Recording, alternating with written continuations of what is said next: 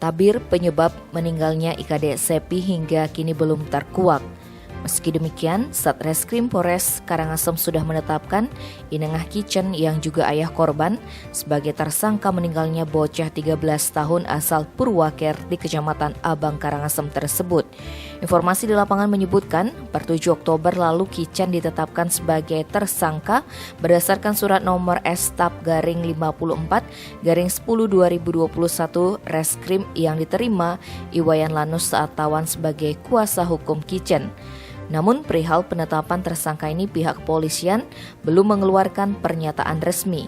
Pihak kuasa hukum Kitchen juga belum mengetahui hasil otopsi jenazah Kadek Sepi. Menurut Lanus, 2 alat bukti permulaan berupa sebatang bambu atau sanan dan mainan pedang-pedangan ditambah sejumlah keterangan saksi dijadikan dasar untuk melakukan penahanan. Lanus Artawan juga mengungkapkan anak ketiga Kitchen juga memberikan keterangan kepada polisi karena dialah yang berada bersama korban saat siswi SD 4 Purwakerti itu meregang nyawa.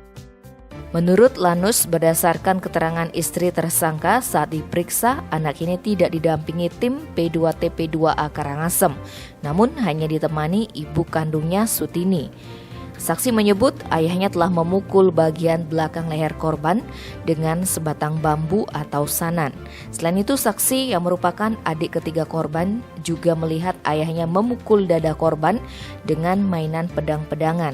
Pengakuan saksi sedikit bertolak belakang dengan pengakuan istri tersangka yang tetap kekeh membantah tuduhan penganiayaan dalam keluarga itu. Dia tetap menyebut bahwa putra keduanya itu meninggal karena jatuh saat bermain dengan saudaranya.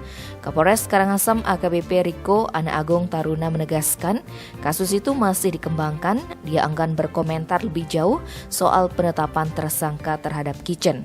Seperti diketahui, kematian bocah itu menjadi ramai karena kerabat korban Ima Deswardana dan Ikomang Eka Putra penasaran dengan lebam di leher jenazah korban.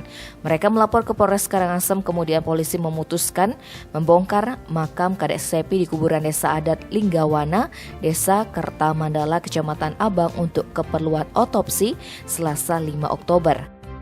Tim Bali Express melaporkan.